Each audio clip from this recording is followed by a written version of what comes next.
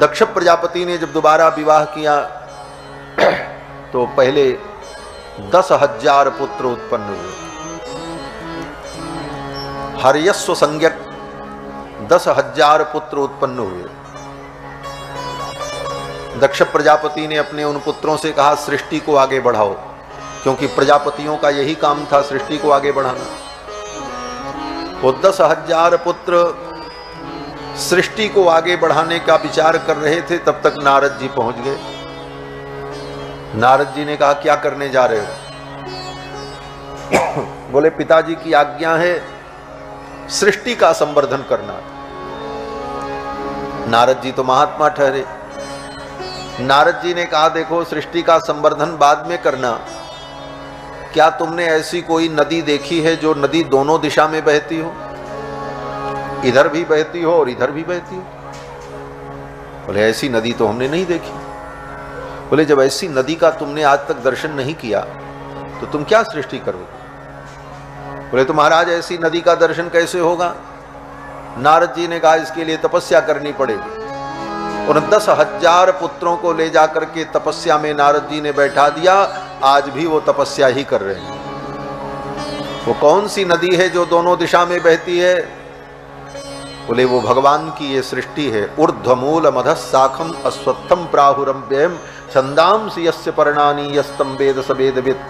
तो नारद जी ने ऐसी कूट उक्ति सुनाई और कहा उस नदी को जान लो, उस नदी का दर्शन करो जो दोनों दिशा में प्रवाहित होती हो।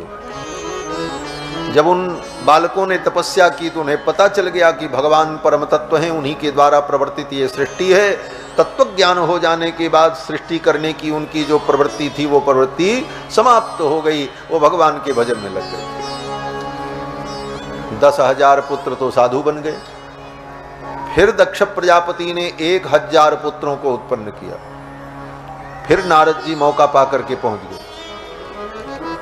नारद जी पहुंचे और जाकर के उनसे पूछा क्या करने जा रहे हो? पुत्रों ने कहा पिताजी की आज्ञा है सृष्टि को आगे बढ़ाना है। नारद जी ने कहा ऐसी गुफा देखी है जिस गुफा में जाने का तो रास्ता हो लेकिन निकलने का रास्ता न हो, जिस गुफा में जाने के बाद कभी व्यक्ति निकल न सके, ऐसी गुफा तुमने कभी देखी? उन 1,000 पुत्रों ने कहा हमने तो नहीं देखी। बोले तो क्या सृष्टि करोगे? पहले इस रहस्य को जानो। नारद जी ने अपनी कूट भाषा में उनको भी तपस्या में ले जाकर के लगा दिया। वो गुफा कौन सी है? बोले जिस गुफा में जाने का तो रास्ता है लेकिन निकलने का रास्ता नहीं। वो गुफा कोई और गुफा नहीं है, भगवान का धाम वैकुंठ है। जद गत्वा न निवर्तन्ते तद्धाम परमम मम। जहां जाने के बाद जीव लौट करके कभी संसार में नहीं आता है, जिसको मोक्ष और परम पद कहा जाता है। यस्तु विज्ञानवान भवति सौमनस्कः सदा शुचि सचतत पद्मवाप्नोति यस्मात् भूयो न जायते। जहां से जीव को कभी संसार में नहीं आना पड़ता। वो 1,000 पुत्र भी तपस्या में लग गए। दक्ष प्रजापति को बड़ा क्रोध आया। मेरे इतने पुत्रों को नारद ने भिक्षुक बना दिया, साधु बना दिया। गृहस्थ साधु की बहुत सेवा करता है, साधु का सम्मान करता है, लेकिन उसके बेटा को साधु बना दो तो वही गृहस्थ सिर पर हाथ रख करके रोता है हमारे बेटे को साधु बना दिया। ये बड़ी विडंबना है हमारा। दक्ष प्रजापति रोने लगे, मेरे इतने पुत्रों को नारद ने महात्मा बना दिया। तब बोले तब मंत्रियों ने सलाह दी अब पुत्र को उत्पन्न मत करो, बेटियों को उत्पन्न करो। क्यों? बोले बेटियों को नारद जी साधु नहीं बनाएंगे, क्योंकि स्त्रियों को संन्यास लेने का और साधु बनने का नियम नहीं। स्त्री तो विवाह करके साध्वी सती बनकर अपने पति के कुल में रहे, यही नारी का धर्म है। और साधु महात्मा ऐसे भी स्त्रियों के सन्निकट नहीं जाते हैं, तो नारद जी यहां नहीं आएंगे। फिर तो दक्ष प्रजापति ने 60 कन्याओं को उत्पन्न किया। फिर उन्हीं कन्याओं से दक्ष प्रजापति के वंश का विस्तार हुआ। उन्हीं 60 कन्याओं में 27 कन्या चंद्रमा को ब्याही गई। जो 27 नक्षत्र हैं, अश्वनी, भरणी, कृतिका, रोहिणी, मृगशिरा, आर्द्रा, पुनर्वसु, पुष्य, श्लेषा, मघा, पूर्वा, फाल्गुनी, उत्तरा, फाल्गुनी, हस्त, चित्रा, स्वाति, विशाखा, अनुराधा, ज्येष्ठा, ये जो हैं ये चंद्रमा की पत्नियां जो हैं ये दक्ष प्रजापति की बेटियां हैं। और बाकी कद्रु, विनिता, ये सब महर्षि कश्यप को ब्याही गईं, जिनसे अनेक प्रकार की प्रजाएं उत्पन्न हुई और संपूर्ण सृष्टि उन प्रजाओं से भर गई। इसके बाद श्री सुखदेव जी ने राजा परीक्षित को मनु जी के पुत्र के वंश का वर्णन करके सुनाया। मनु जी के पुत्रों के कुल में भगवान के परम भक्तों का अवतार हुआ। मनु जी के ज्येष्ठ पुत्र महाराज उत्तानपाद, उत्तानपाद के पुत्र श्री ध्रुव जी महाराज भगवान के परम भक्त हुए, जिनका चरित्र जगत विदित।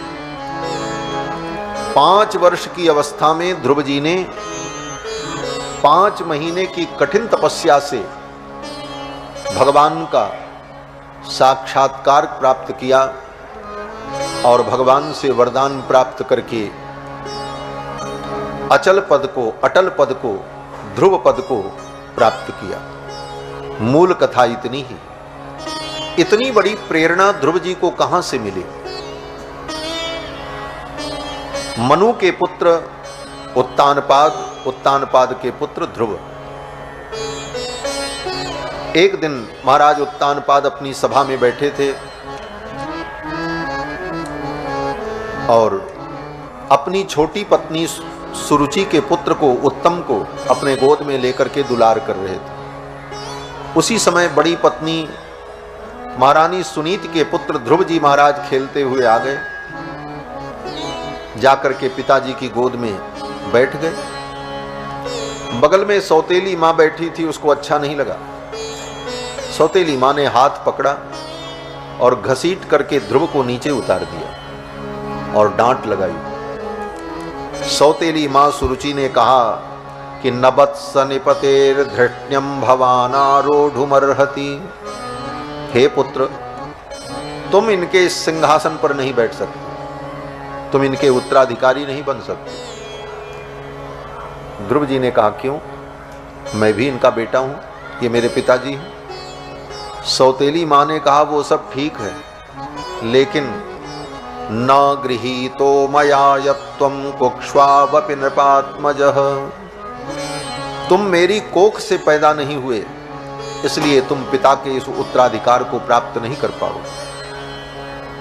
छोड़ दो भैया, उसको सजाना ज्यादा ठीक नहीं, डिस्टर्ब हम होगा, रख दो, वहीं रख दो बस, बैठ जाओ। श्री सीतारामचंद्र भगवान की जय।